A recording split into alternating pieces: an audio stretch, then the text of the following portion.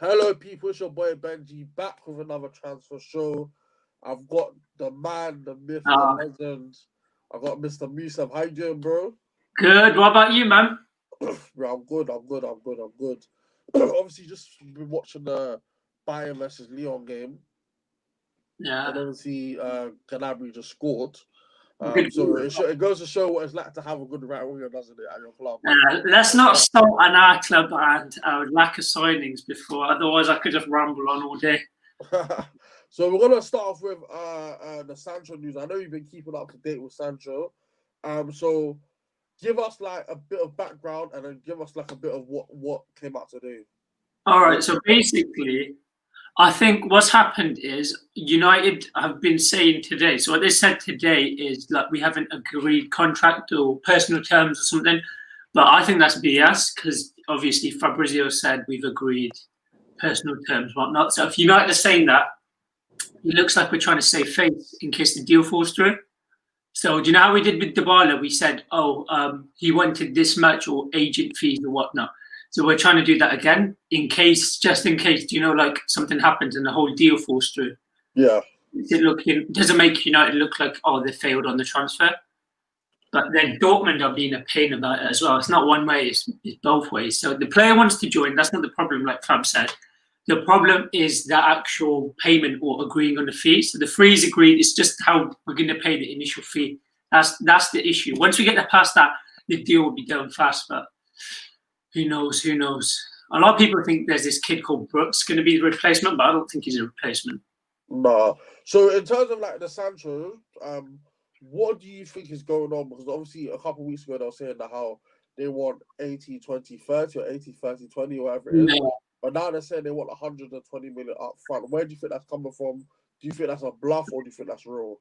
Okay, I don't think that. So a lot of people, because Fab said they want 120 million up front, but a lot of people are getting confused. What he said is they want 120 million, but not within 45 years. So they want it like without add-ons. So basically, do you know with Dembele? So they had this deal with Barca. All right, we'll do it through add-ons, but then Dembele's just been injured, so they actually haven't received any payment throughout those add-ons. So add-ons actually allow how much. So he scores these certain amount of goals, or they win the Champions League, they get this much money, whatever, because he's accomplished that target. But because of what happened then, they got screwed over. They want like guaranteed payments throughout installments. So I think they wanted 90, 10, 20. Yeah. But we don't want to pay that much. So we want to pay 8 or 70, 30, 20. But what we're doing is we're trying to pay through add-ons, but Dortmund aren't having that. So right now we're just trying to play hardball, but it's not working. So I'm not fully sure. I was confident on this, but I'm starting to lose confidence, especially with what they're doing with these personal terms and whatnot coming out. So it's a bit dodgy at the moment regarding him. I think we'll get him, but it's gonna take a while. People are just losing patience, but I think we'll get him. It's just how United are messing around with it because we don't have a lot of money at the moment either. People think we're rich, but we're as broke as a lot of other clubs at the moment. What about you? What else have you got to say about it? I think personally, in terms of like the Sancho deal, I feel like we definitely need him to come to our club in the summer. We need options on the wing. 1 second.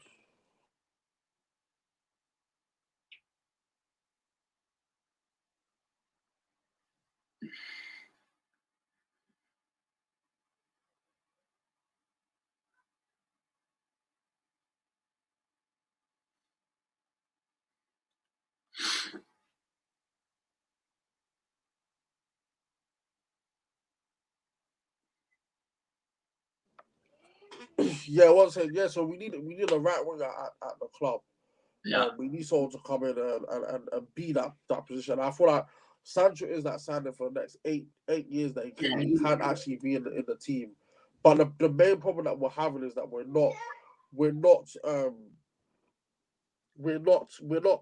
buying the right players. I feel like in the transfer windows a lot of the times. We need to buy players that are actually going to sit a philosophy and fit a system. And I feel like Greenwood is that player. He is a bit like Rashford on the other side. unpredictable. You never know what's going to happen. Can get goals, can get assists, and we need more of like a player in the final third that can actually think properly and that can actually give him that pass and actually do all that stuff. And I feel like he is a bit of a level above Rashford and Martial in terms of their decision making. I feel like Sancho. Do you know what? The only issue is like he's perfect. I still think Greenwood needs time, so I don't want us fans to start going.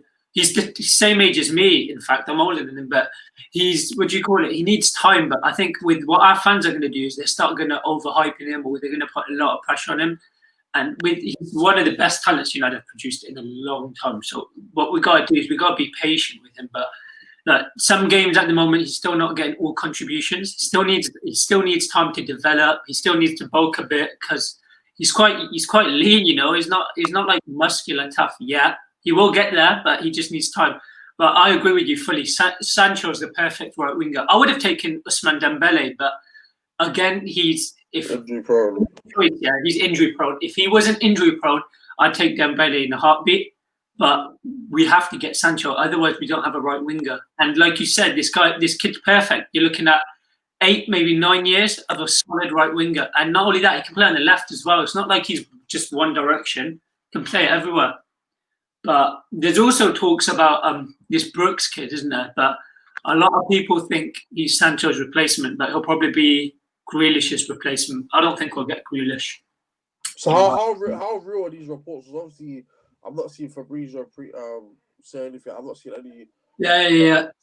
So it's developing at the moment. So that's what I've seen. What a lot of people are saying. This Brooks kid's developing really fast. So United want him because he's much cheaper than Grealish. How much would Villa asking? Like 80 million for Grealish, which is absolutely ridiculous. There's no way I'm paying 80 million for. I love Grealish, but no way on earth I'm paying 80 million. But I haven't really watched him, so I can't really say, oh, he's amazing, he's this, he's that. But if we can get him for 15, 20 million, I'd take him. He'll be like your Dan James signing, but obviously better than Dan James technically, because not going to lie about Dan James ain't very good, to be honest. I watched a couple compilations of him at work today. He looks all right. It looks all right, yeah. So yeah, I did watch comps in it, but comps can make anybody look amazing. So that's why I try not to. No, but you know, it's actually wild. I actually watched a couple of games of him at Bournemouth last season.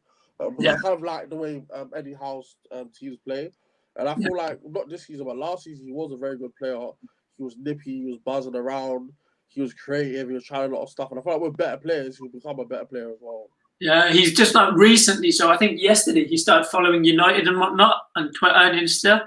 So he's acting a bit suspect like that. So a lot of people have started developing again now. So he's picking up, but he's not a bad player. I'd definitely take him. But a lot of people don't realise we don't have a lot of money. That's why, do you know why United have been so harsh with Sancho? It's because we're broke. I think we got 140 million to spend this summer budget right now because 45 went towards Bruno. So it was 200 or something originally. But we've only got 140 left. You're looking at Sancho, and then what else? You still need another 2 signings. So United are trying really hard to get this Sancho deal like quickly done, but like on the cheap end. So they don't want to pay that first fee. They want to pay as less as possible. So they've got more than enough to cover another 2 signings. I don't know what's going to happen there. I already know our 3 targets, or our 3 main players: right wing, centre-back, midfield. I think it's going to be Sancho, Brooks, and then some cheap centre-back. A lot of people are talking about this Gabriel guy, but I don't think he's coming United. Yeah, so it just leads us nicely onto Gabriel. So obviously this morning, reports broke that Napoli have entered. Manchester United have made a bid with the agent. Yeah. And also Arsenal interested in him as well. So what do you think is going to happen with that transfer? So what Fab said is up to the clubs, or it's up to the player to decide which club. But only recently, so we come in last minute to see if we can take this guy from them or take this guy away. But Arsenal actually are very ahead on this deal, by the way. I think they've concrete interest, so they've been into him for a while. So I think personally he might choose Arsenal. I haven't decided. It's up to the player, so nobody can really decide what he wants to do. But to be fair, he was playing with Pepe at Losk or Lille, whatever where he used to play. So I think personally, he's gone Arsenal, but we'll have to see what happens. It's up to him now, so we can't really decide what club he wants to join. But we entered last minute. That's what I don't like. It's annoying because if we had put earlier focus on it, we could have had him done. But our transfer negotiation strategy isn't the best. Okay, so just for the people that are watching, who deals with the transfers so that people actually know who deals with All right, okay. So a lot of people don't realise anymore. Woodward hasn't been in charge for over a year, I think. It's October, so it's been over a year. So the person who actually negotiates, so a person who controls who we want in and who can decide who we want in and out is Ollie. The person who negotiates the deals is Matt Judge. So a lot of people on Woodward's back. Woodward has no control over transfers. All he does is just sign off paperwork. That's it. He's got no control. But a lot of people jump on his case. The person who you want to go after, if you're angry at anyone, is Matt Judge. It's because he's the one who breaks or negotiates the deals, and his negotiation tactics have been poor for a very long time. He has no idea what he's doing. He's just a best friend with Woodward, so Woodward brought him in. Ideally, we need to get him gone, but a lot of people blame Woodward, but Woodward has no control whatsoever. Same with, I personally think, Ollie's not here anyway after next year, but a lot of people seem to disregard my opinion when it comes to that, but I just have to wait and see what happens there. Yeah, true. So just one last thing. Dean Henderson is back at Manchester United. What are your thoughts on that? Good. I think personally we need to get De Gea gone. A lot of people, I don't know. I don't trust De Gea anymore. He's had 2 seasons of blunders. I think we need him gone because his wage bill's massive. How he's causing he's just the blunders he's making are ridiculous. I mean, some of the mistakes he's made recently. I love De Gea, but I think it's time for him to go. So personally, I think if we can get De Gea gone, how much are we paying him a week? 400k a week. You're looking at a much cheaper wage bill, easier to bring in players, and then that way we only have to worry about Pogba's contract, and after that we're kind of sorted. To be honest, as long as we get the right players in. So you think we should replace Dean Henderson? Should replace De Gea for next season? Yeah. I think because if you've seen this season, especially this season, have you seen De Gea doesn't command his box as much as Dino does? So I think, I can't remember the game, but he went to clear the ball or punch the ball away, and he made a big mess of it. It's happened more than once this season. Yeah. And the ball bounces off his hands a lot. Personally, I think his time's up, and we shouldn't have given him the 400k contract. He's a hero, so it's kind of hard to cuss the guy who saved us for so many years. But I think a lot of people. Yeah. What's your thoughts on it? Yeah, I agree. I feel like Henderson should come on the bench for a bit. Then maybe play a couple cup games and work his way into the first team. Because coming to Manchester United is very difficult to just go straight into Manchester United first, because there's a lot of pressure.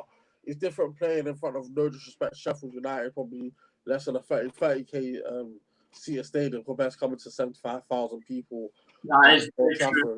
And every mistake he makes will be clipped. Every error is going to be clipped. Something's always going to come up. So yes, it's different. Twitter's ruthless these days, bro. And I feel like they don't give you a break. They don't give you a break. If you have one bad game, you've had it. You see with who's it? Pogba gets oh my god, the amount of stick Pogba gets. I want to rip my hair out. Honestly, it's ridiculous. Also, big talk about Romero leaving for Villa, but I don't know if that's true. So yeah, I heard that. Listen, this is the last one. I heard that Romero is going to leave as kind of like a swap deal to sweeten the pot for Jack Grealish.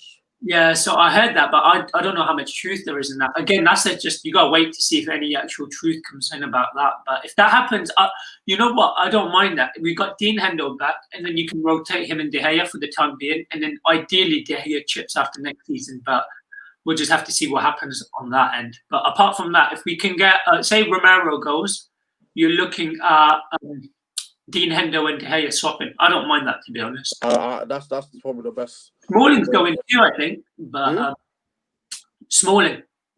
So yeah, I heard that to Inter Milan now. No. So basically, it was. So ideally, Roma weren't going to sign him, but they just got new owners in. I think Saturday. I can't remember, but they got new owners in. But that new owner wants to pay 20 million plus 5 million add-on. So we're getting 20 million for Smalling, which is ridiculous. Yeah. So if we can stick like that and get good sales, I think Pereira. I'm not sure about Pereira, but a lot of people saying Pereira's gone back to Valencia. But again, with all these deals, you got to see what happens because a lot of it's just speculation. Yeah, a lot of people just nothing's concrete. Nothing's concrete. But obviously, we'll be back tomorrow again. Yeah, that's fine. Talking about any of the transfers that happened. But thanks for your time, bro. You've been amazing. Yeah, you too, I'm trying to get Musab on for time, bro. Like, yeah. For time. So obviously, we'll be back tomorrow. Yeah, I'm down for tomorrow. Yeah, we'll be back for tomorrow, man. So Musab will most likely be my regular host or my regular co-host of the transfer because he knows his stuff. Like Fabrizio Romano tells him the stuff. So yeah, but this has been your podcast. Smash a like, share, subscribe, send it to all the Man United groups that you know. Peace. Yeah, see you guys later.